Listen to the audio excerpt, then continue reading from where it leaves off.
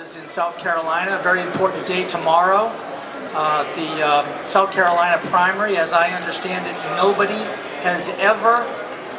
Republican has ever won the presidency of the United States without winning South Carolina. So South Carolina is a big date.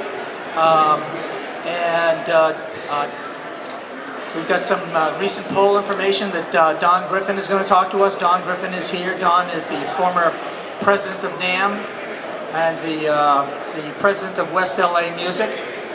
Bob Morrison is here from the Music for All Foundation. Bob Morrison is the national advisor on the arts for the Huckabee campaign.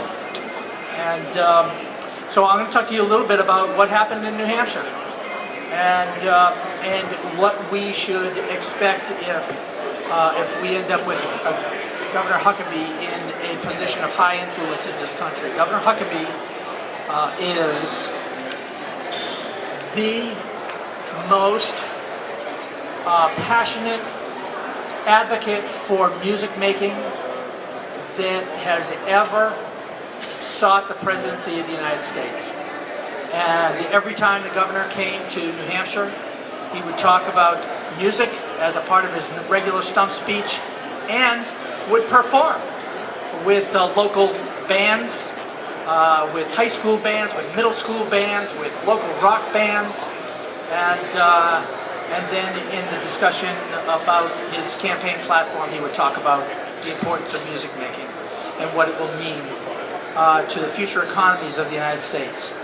I had the privilege of speaking for Governor Huckabee at a number of events, including the Arts Votes in New Hampshire, where surrogates for many of the campaigns were there. We were the only Republican campaign that was represented. A number of the Democrats sent surrogates to the Arts Votes New Hampshire event. And I remember listening to the Clinton campaign representative talking about how Senator Clinton was not an artist, but she loves the arts, and that when Bill was in the White House, that she had a number of statues brought into the garden, and everybody loved it. And I thought, you got to be kidding me, that is your pitch for the arts. And I spoke to Arts Votes New Hampshire and said to them, how many presidential elections do you have to go through when you ask the candidates how they feel about the arts, and they tell you the same thing every time? They say, oh, I love the arts, and then what do they do about it?